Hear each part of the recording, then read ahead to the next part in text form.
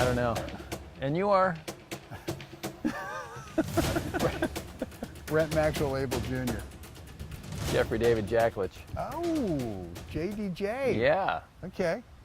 So you're teed up today. I'm going to cue you up today. All right. And because what I've been thinking about here at goldballhunting.com is, we've been sharing stories with the audience, like our in the trenches, battle-tested battle experiences, And so what we've been starting to get now is some feedback from some of our students and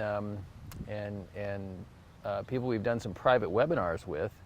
And so my question is, Brent, is do you have something you can share with us, like from some of the people along the way here that we've talked with?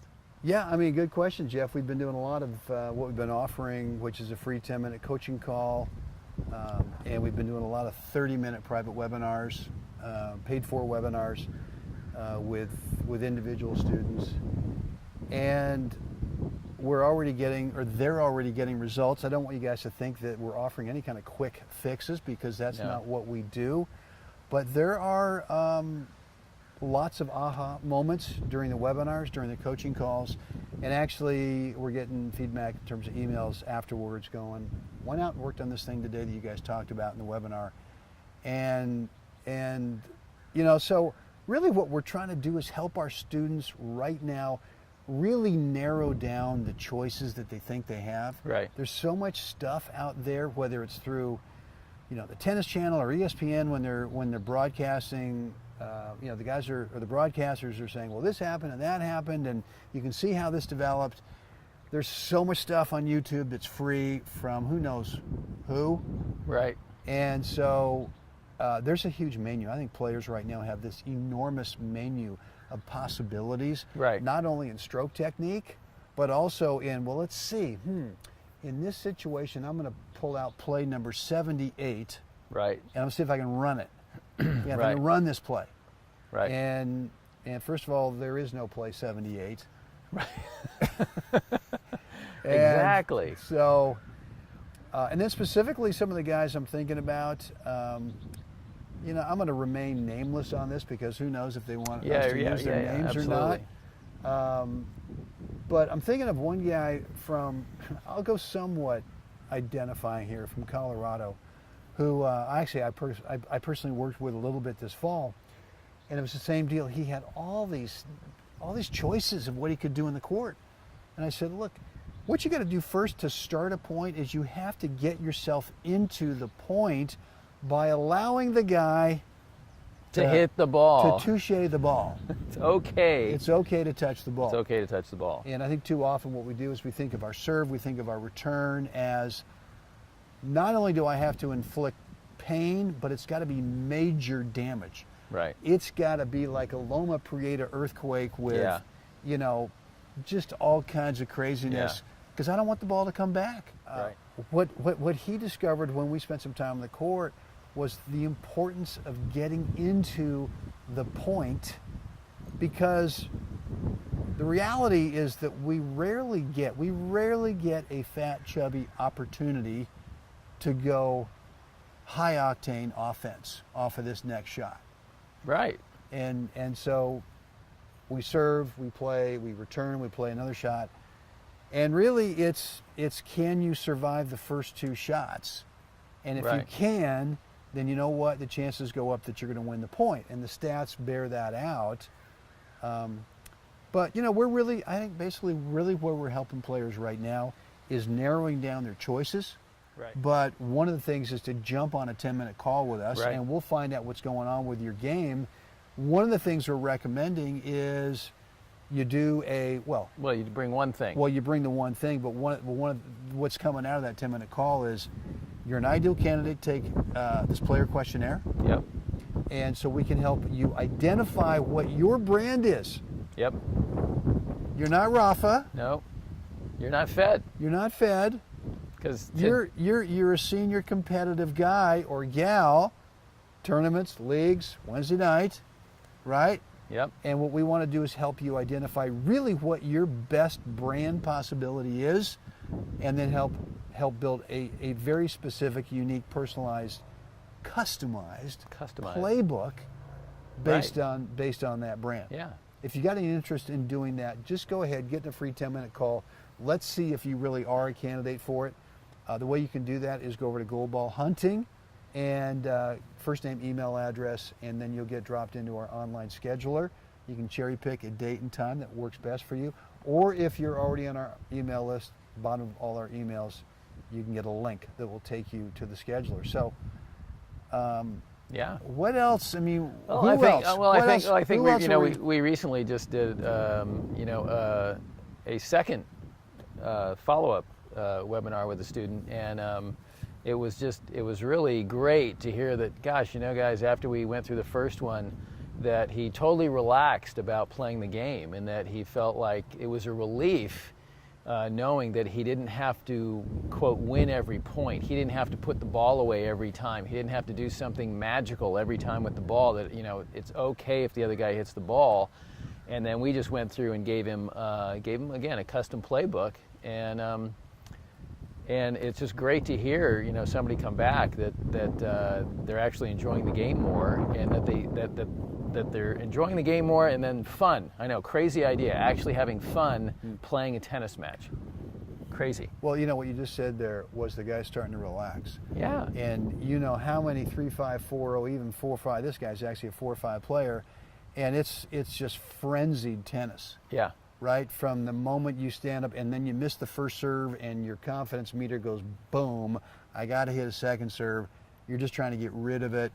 It's a big epiphany, a big aha moment that we all get is when we realize I can relax here. I can stay into this point Right. for 2 shots. I don't have to be looking for the exit, your deal. Right. I don't have to be looking to end the point, which was one of his things. He thought, Right. I mean, he was more of a baseline guy. He wants to become Yeah. more of an all-court, want to be able to approach, and Yeah. at any time he got a short ball, because he was good from the baseline, Yeah. now all of a sudden he went from slight panic mode back there to just helter-skelter coming in. Right. And now, you know, that mind shift is the biggest thing for him. You know, the mind shift that, you know, all I'm trying to do is inflict a little pain when I send the ball across the net. So it's really a little bit more, you know, death by 1,000 cuts than it is, you know, I want to stand up there with a bazooka over my shoulder and see if I can just get this one and done. You know, and so Incoming. Yeah, so, you know, the long-term effects over the course of a match, when you're just, you know, picking your opponent apart and sticking with a game plan that takes time to flush out. You know, when you're playing a perfect match, it doesn't mean you're winning at 6-0. It could mean that you played a perfect match, and that perfect match means you win 7-5, 7-5, or 6-5.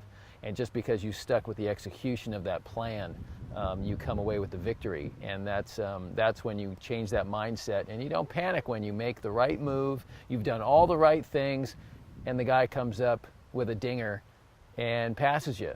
And you know what? You don't panic. You go back over there, you step up to the line, and you do it again. And you keep testing your opponent time after time, and you just and we start to see results as you're now the buildup of that is the pressure of near the end of the first set, near the end of the second set.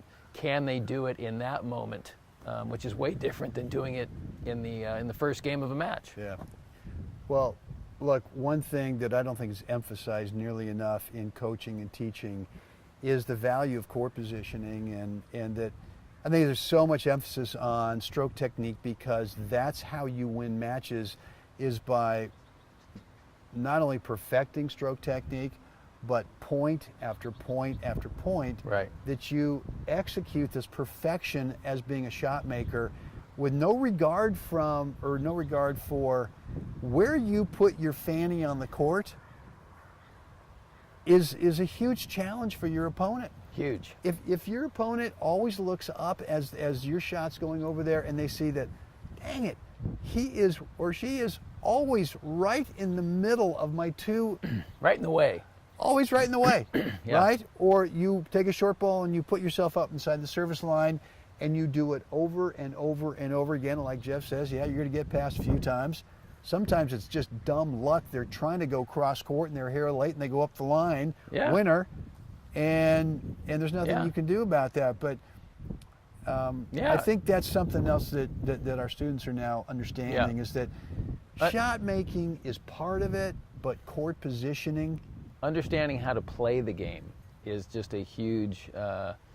I think it's left kind of on the cutting room floor sometimes, or a lot of the times. And so, just share a quick little personal experience, in all the tournaments, matches, juniors, and on up. When I really started to get it, I can't tell you how many times I lost the warm up. We're watching the guy across the net. The guy was just like stinging the ball and looking smooth, and just like, oh my gosh, how am I going to beat this guy? And then when we start playing, I got to do what I got to do. I had my plan. I did this, just by the numbers, and the guy just disappeared. Literally, all of a sudden it's a 2-2 or something, and I'm thinking, wow, it was just, again, it was just amazing that when you have a plan and you stick to it and you're just focused on that, all of a sudden you find, wow, the first set's over. Wow, in the middle of the second set, and it starts just to really flesh out that way. So that's another thing, is not to panic in the warm-up just because the gal across the net is hitting a really nice ball. Hey, the first time I was I've been on two teams. The first one was 2009, and we went to Perth, Australia, and we're playing the first match against Sweden in the round robin thing, and Captain Hugh Thompson comes up to me. I didn't think I was playing. I was like third or fourth guy on the team. And he comes up about 15 minutes before the match, says, "Hey, you're playing number 2 right now." And I said, "Are you sure? You sure you don't?" And he goes, "No, yeah." He goes, so I go out there, and I'm playing this guy, sure enough, Bjorn. And he's this guy, he's this beautiful looking, tanned man. And Adonis. And just totally, he's got the silver blonde hair, and it's all just perfect, and he's got the tight, probably had Fila, I don't know. But it was just, I went out there, and you talk about losing the warm-up, I was just a mess. Not only was I freaked out because I didn't think I was going to be playing. Right. And then I'm told like a couple minutes before, well, you're out there. And then I got to play this stud. And like for the first 6 games, I just thought, I'm a total fish out of water here. And then, one of the great things about that format is you can have one of your teammates sit in the bench with you, right? So you got a coach. Yeah. And, I came over at some point, and I think I was down 2-3 or something. And I think it was Hugh Thompson was on the bench. He was just kind of shaking his head and kind of chuckling and going, "You're giving this guy way too much credit." So that was it. I think he won one more game, or no, that was it. He was up 2-3. I finished him off 3-love. And so, but I totally lost the warm-up. I totally lost the first 6 games based on, God, this guy looks great. Yeah, look at him hit the ball. How much you projected from your own storytelling, right, and how much that affects us. So anyway, I think again, a lot of this is just mindset shift, and when you get clarity, all of a sudden, a lot of the things that you worry about as a player, a lot of them disappear, and you find out that there was really nothing to worry about to begin with, and they really don't have, the only effect they have on the outcome is your own stress level. When you can start to eliminate these things that really don't matter and that you have no control over, wow, it changes the lens that you look through and see the game, and that's just big. And I think that's what Brent and I are attempting to do here, and with the coaching calls and the webinars, and it's great to hear the feedback that. So look, if you want to get on a free 10-minute coaching call with us, you can do that by going over to our online scheduler. If you're not on our email list, just go to goalballhunting.com, first name, email address, and you get dropped into our online scheduler. You can pick out a date, a time that works best for you. If you're already on our email list, bottom of each email, you can find a link that will take you over there. So I think this is a wrap, man. I think we're good. Yeah. What we like to find folks to do right now? Like us, share us, subscribe, and let us know what you think down below. Awesome. Guys, thanks for hanging out with us today. It is time. Get out there. Get out there. We're back here in the San Jacintos. Help someone else have a spectacular day. And I'm pretty sure we're going to do this again tomorrow. I can't wait.